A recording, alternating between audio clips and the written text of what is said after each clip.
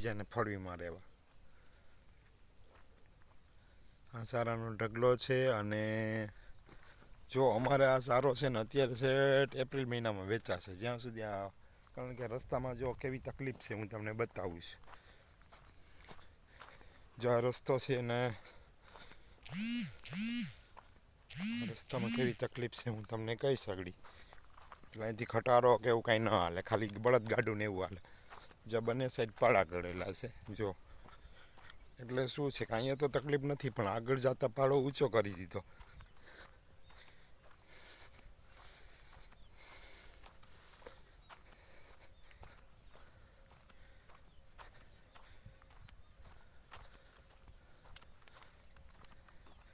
અને જો આ લોકો છે ને સીધા વાટતા તો નથી, પણ એમના માટે દવાઈ નથી છાંટતા કોઈ દી એમ. એટલે શું છે કે આમાં સાપ પડ્યા હોય કે બીજું કોઈ જીવજંતુ પડ્યું હોય તો અમારા જીવને જોખમ છે. મારો છોકરો નાનો છે, હાલતા એકલો આવતો જતો હોય, એને શું ખબર હોય કે આ લોકો જો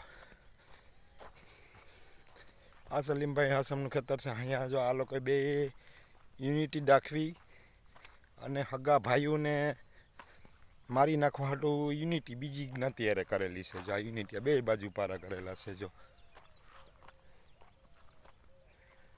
બે બાજુ પારા થઈ ગયેલા છે એટલે યુનિટી દાખવી છે અહીંયા. જો અહીંયા પાળો એટલે કરી દે. આ છે ને રસ્તો 7.5 ફૂટનો છે, 7 થી 8 ફૂટનો અંદર ગાળો છે. અને પછી આમાં જો કોઈ કટર આવે તો પાળા ઉપર થોડુંક હાલે. જો જ્યાં એટલો ઊંચો પાળો કરી દીધો.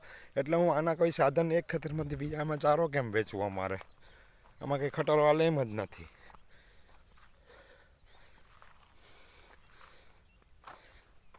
જો આ રીતે પાળો કરી દીધેલો છે. એટલે જો અને પછી સેટોય ન વાટે. એટલે શું થાય કે ભલે મરે કે ગમે એમ કરીને મારી નાખવા છે અમને. જો આ સલીમ હાસમ વટસરિયાનું ખેતર છે. જો આ પાળો કેટલો છે. જો આટલો પાળો ઊંચો હોય. અમારું ખેતર છે. જો અમારો રસ્તો કેવો જુઓ તમે. અમારા રસ્તામાં ક્યાંય પાળો કરેલો છે. જો અમારી દાનત ખરાબ નથી. જો એ લોકોની દાનત ખરાબ છે. જો આમાં જુઓ જે આ રસ્તામાં ક્યાંય પાળો કરેલો છે. જરા 1 ફૂટ ઊંચો કરેલો જેથી પાણી ખેતરમાં ધોવાણ ન કરે. જો જે અમારો રસ્તો આ વસ્તુ છે ભાઈ, ઉપરવાળો બધું જોવે છે. ખોટું કરશે એને મૂકશે નહીં, આજ નહીં તો કાલ.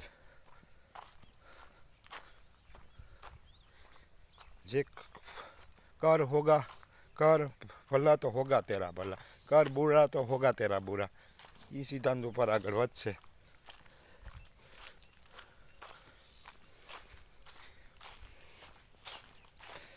આ અમારા ગુંદો છે, તો અમારો ગુંદો અમને નથી કાપવા દેવો. જો આ બધો ગુંદો અમારો છે, પણ કાપવા દે તો કાપીને તરત દોડીને આવે.